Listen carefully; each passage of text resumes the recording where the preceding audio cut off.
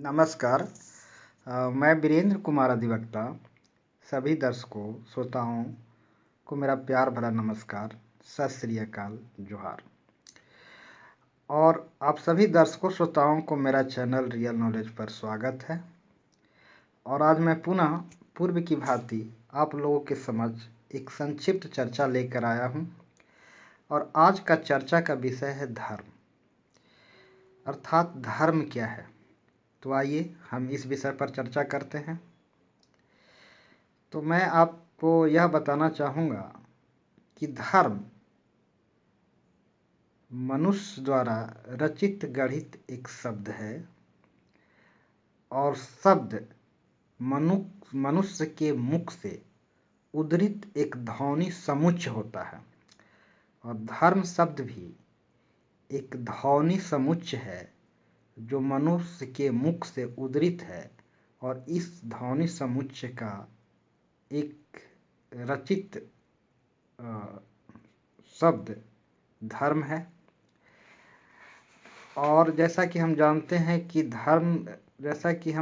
हैं कि प्रत्येक शब्द द्वारा हमारा कोई न कोई भाव की अभिव्यक्ति होती है। हमारे अंतर्निहित भाव की अभिव्यक्ति शब्दों के द्वारा होता है। और धर्म शब्द भी हमारे भीतर के एक भाव की अभिव्यक्ति करता है। तो आइए हम जाने धर्म शब्द से हमारा कौन सा भाव की अभिव्यक्ति होता है। तो धर्म से अभिप्राय है अहिंसा, परोपकार, सेवा, सहायता, सहयोग आदि।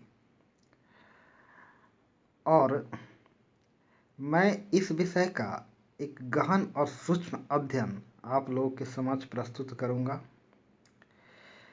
धर्म किसी व्यक्ति वस्तु की उसकी मूल क्वालिटी होता है। धर्म किसी वस्तु की, चाहे वह जड़ वस्तु हो या चेतन वस्तु हो, जड़ चेतन जगत की प्रत्येक जड़ चेतन वस्तुओं का अपना एक मूल गुण, एक मूल खासियत, एक मूल विशिष्टता होती है, जिसके कारण उसका पहचान उन मूल गुणों से, उन खासियतों से उसकी एक अपनी पहचान बनता है।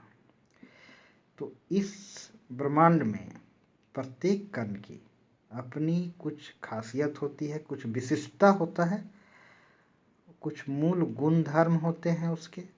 वही मूल गुण उस वस्तु की या वही मूल गुण किसी प्राणी की उसका धर्म कहलाता है।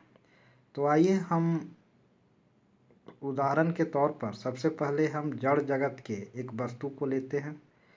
हम उदाहरण के तौर पर जल को लेते हैं। जल की अपनी कुछ विशिष्टता है, अपनी कुछ खासियत है। जल मूल रूप से तरल होता है।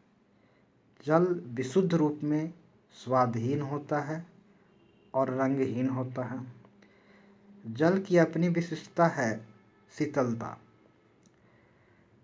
और ऐसे अनेक वस्तु हैं, सबकी अपनी अपनी कुछ खासियत है।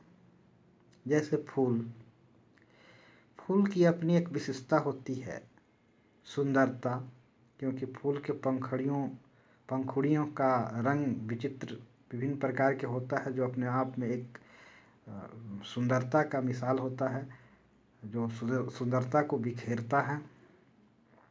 फूल की अपनी कुछ विशेषता यह भी होती है गंध। इस प्रकार इस ब्रह्मांड के प्रत्येक कण की अपनी कुछ न कुछ खासियत होता है, विशिष्टता होती है। वह खासियत, वह विशिष्टता उस व्यक्ति का मूल गुण, मूल स्वभाव कहलाता है। और उस व्यक्ति वस्तु का वही मूल गुण उस व्यक्ति का धर्म कहलाता है। तो धर्म से तात्पर्य है मूल विशेषताएं, मूल गुण, खासियत। और प्राणियों के संदर्भ में, विशेष करके मनुष्य के संदर्भ में, मनुष्य की मूल गुण, मूल विशेषता, मूल स्वभाव उसका धर्म कहलाता है। और वही मूल स्वभाव, मूल गुण के अनुरूप व्यक्ति जीवन में आचरण बरतता है, वही मूल गुण मूल विशेषता के अनुरूप लोगों के साथ व्यवहार करता है, वही उसका धर्म कहलाता है। तो मूल गुण मूल विशेषता के अनुरूप, मूल गुण मूल विशेषता के अनुसरण में किया गया प्रत्येक कार्य धार्मिक कार्य कहलाता है, धार्मिक कृत्य कहलाता है। और वही मूल गुण व्यक्ति की मूल विशेषताओं को हम धर्म के रूप में जानते हैं, समझते हैं। अब धर्म से, जैसा कि हमने अभी कुछ समय पहले बताया, कि धर्म से अभिप्राय है अहिंसा, सेवा, सहायता, सहयोग, करुणा आदि, परोपकार आदि। हम स्वभाव से ही अहिंसक होते हैं। मेरा स्वभाव वायलेंट नहीं है, वायलेंट होना मेरा स्वभाव नहीं है। हम यदि कभी कभी क्रूरता उग्रता का प्रदर्शन भी करते हैं तो उसके पीछे की भावना प्यार ही होता है, दया ही होता है। जैसे कि कोई अभिभावक अपने बच्चों को डांटते हैं, फटकारते हैं, तो उसके पीछे की भावना प्यार, दया, सहानुभूति ही होती है, क्योंकि अभिभावक समझते हैं कि इसके दुर्गुणों को, गलत आचरणों का प्रतिकार करके उसको उससे निजात दिलाना जरूरी है, ताकि बच्चा का भविष्य उज्जवल हो और अपना भावी जीवन खुशहाली के साथ बिताए। यानी एक प्रकार के सद्भावना, दया की भावना इस डांट फटकार के पीछे काम करता है। तो उग्रता और कहीं कहीं क्रूरता हम जो प्रदर्शन करते हैं, उसके पीछे की भावना दया, करुणा, प्रेम ही होता है। तो मूल रूप से हम स्वभाव से दयालु हैं, करुणा है हमारे भीतर, और हम प्रेमी भी हैं। और मेरा स्वभाव अहिंसक भी है। अहिंसा का मतलब यहाँ सिर्फ किसी की हत्या ही नहीं है। अहिंसा का मतलब किसी को किसी भी प्रकार से दुख पहुँचाना नहीं। अगर हम मानसिक तौर पर, शारीरिक तौर पर किसी को दुख पहुँचा रहे हैं तो यह हिंसा ही कहलाता है। लेकिन हम जानते हैं, जैसा कि हम सब जानते हैं, कि हम मूल रूप से जब भी किसी को दुख पहुंचाते हैं, चाहे वह शारीरिक दुख हो या मानसिक दुख हो, तो हम पूर्णतः दुखी और अशांत होते हैं। सबसे पहले तो हम अशांत होते हैं, दुखी होते हैं। कोई भी इंसान जब तक खुद ही अशांत और दुखी नहीं होगा, वह कभी भी दूसरे को किसी भी प्रकार से दुख नहीं देगा, दुख नहीं पहुंचाएगा। वही इंसान दूसरे को दुख पहुंचा सकता है जो खुद अशांत हो और दुखी हो। तो हम खुद के प्रति हिंसा करते हैं, खुद को दुख पहुंचाते हैं, खुद को अशांत करते हैं, और यह हम खुद के प्रति हिंसक होते हैं। जो व्यक्ति खुद के प्रति हिंसक है, वही ही दूसरों के प्रति हिंसक हो सकता है, अन्यथा नहीं। तो मैं यहाँ कहना चाहूँगा कि हिंसा हमारा मूल वृत्ति नहीं है, हिंसा हमारा मूल गुण नहीं है। हम वायलेंट नहीं होते हैं, स्वभाव से हम वायलेंट नहीं हैं। तो जो हमारा मूल गुण है, जो मेरा मूल विशेषताएं हैं, वही मेरा धर्म है, और उसी के अनुरूप आचरण करना धार्मिक कृत्य कहलाता है। उसी के अनुरूप आचरण करना धर्म कहलाता है। तो ये रही धर्म का मूल अर्थ। कम शब्दों में, संक्षिप्त में यही कहा जा सकता है कि धर्म मनुष्य के संदर्भ में मनुष्य की मूलभूत विशेषताएं हैं, मनुष्य का मूल गुण है, जो वह धारण किए हुए हैं। धर्म का मतलब शास्त्रों में, पुस्तकों में यह बताया गया है कि वे चीज़ें, वे गुण जो हम धारण करते हैं, जो धारण करने योग्य है। अर्थात वे सभी बातें, वे सभी चीज़ें जो हमें जीवन में अपनाना चाहिए, जो अपनाने योग्य है, जो धारण करने योग्य है, वही धर्म है। तो ये आदर्शवाद का स्तर से धर्म की परिभाषा है।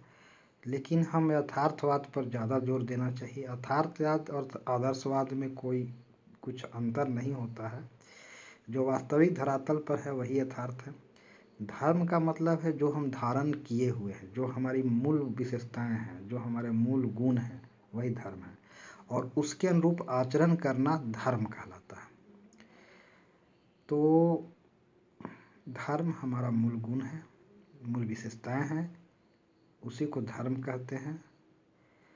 ऐसे तो मैं इस विषय पर आगे मैं यह भी कहना चाहूँगा कि आज यूट्यूब पर धर्म गुरुओं की, सो कॉल्ड धर्म गुरुओं, जो आज पाखंडी भी कहा जाना चाहिए उनको, इन धर्म गुरुओं की बाढ़ सी आ गई है, जो अपने तुच्छ स्तर के, निम्न स्तर के स्वार्थ पूर्ति के लिए धर्म के नाम पर लोगों को लूट रहे हैं, ठग रहे हैं, और लोगों को गुमराह करके अपना उल्लू सीधा कर रहे हैं, अपना रोटी सेक रहे हैं, अपने बिजनेस, अपनी दुकान चला रहे हैं, अपनी धंधा चमका रहे हैं, अपनी धंधा कर रहे हैं। ऐसे पाखंडियों से हमें हर हाल में बचने की ज़रूरत है।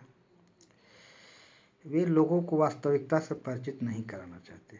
हमारे अधिकांश ऐसे धर्मगुरु हैं जो सत्य, बहुत सारी बातों को, वास्तविकता को जानते हैं, लेकिन वह उन वास्तविकता से लोगों को अवगत कराना नहीं चाहते हैं, उनसे उन्हें अनभिज्ञ ही रखना चाहते हैं, ताकि ये अपना धंधा, अपना रोटी, अपना बिजनेस, व्यवसाय सफलतापूर्वक चला सकें। और आज धर्म के नाम पर लूट जारी है। बहुत सारे ऐसे पाखंडी लोग हैं जो यूट्यूब पर छाए हुए हैं, जो लोगों को गलत दिशा दे रहे हैं, मार्ग से भटका रहे हैं।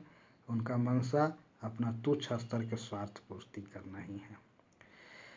और मैं आप लोगों के समक्ष इस चैनल के माध्यम से, जैसा कि मेरा चैनल का नाम ही है रियल नॉलेज, मैं जो भी बातें करता हूँ वह मैं रियल, वास्तविकता के रूप में मैं आप लोगों के समक्ष सभी बातें रखता हूँ। जो वास्तविक है, जो धरातल पर है, जो व्यवहार में है, जो तथ्यपरक है, मैं उन्हीं बातों पर चर्चा करता हूँ। मैं परिकल्पनाओं में फंसना नहीं चाहता, मैं कल्पना लोक में विचरण करना नहीं चाहता। जो वास्तविक धरातल पर जो तथ्य है, मैं उसी बातों का चर्चा मैं अपने चैनल के माध्यम से आप लोगों के समक्ष रखता हूँ, जो वास्तविक है। और इसलिए मेरा चैनल का नाम रियल नॉलेज है।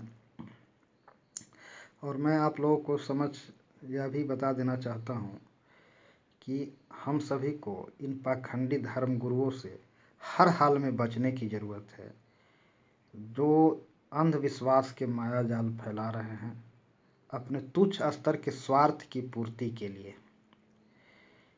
ये पाखंडियों के वक्तव्य, भाषण को सुनने से पहले विचार करें कि वास्तविक धरातल से इन बातों को कितना संबंध है, तथ्यों से इनका कितना संबंध है, वास्तविकता से कितना संबंध है। जो बातें व्यवहार में है, प्रचलित है, वही सत्य है, और उसी को हमें सत्य के रूप में स्वीकार करते हुए अपना जीवनचर्या, अपना जीवन क्रम चलाना चाहिए, और उन्हीं पर अपना आचरण करना चाहिए, उन्हीं के अनुसार अपना व्यवहार और आचरण बरतना चाहिए। और मैं आप सभी को अपना चैनल रियल नॉलेज के माध्यम से यह बताना चाहूँगा कि मैं जो भी बातें करूँगा, जो तथ्यपरक होगी, वास्तविक होगी, और जो व्यवहार में होगा, उन्हीं बातों की मैं चर्चा इस चैनल से, अपने चैनल से करता हूँ। और मैं आप लोगों के समक्ष एक गुजारिश करूँगा, आप लोगों से एक गुजारिश करूँगा कि आपको यदि मेरी बात अच्छी लगे तो आप मेरा यूट्यूब के इस चैनल को सब्सक्राइब अवश्य कर दें और मेरा वीडियो को लाइक करें। और धन्यवाद। मैं वीरेंद्र कुमार, और आगे मैं नेक्स्ट एपिसोड में धर्मांतरण के विषय पर चर्चा करूँगा। धन्यवाद। ओके।